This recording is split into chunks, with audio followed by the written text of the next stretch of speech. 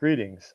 This video recording will go over how to sign up for a professional development workshop in Frontline. Once you're logged into your Frontline account, you need to make sure that you're in the Professional Growth app.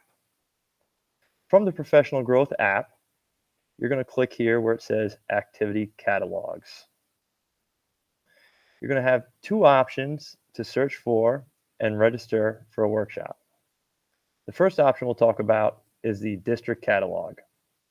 So once I click District Catalog, it's going to bring me to a list view of all the professional development workshops currently in the system that are being offered.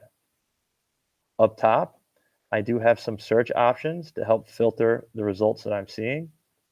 And once I find a workshop that I want to register for, I'm going to click on that workshop title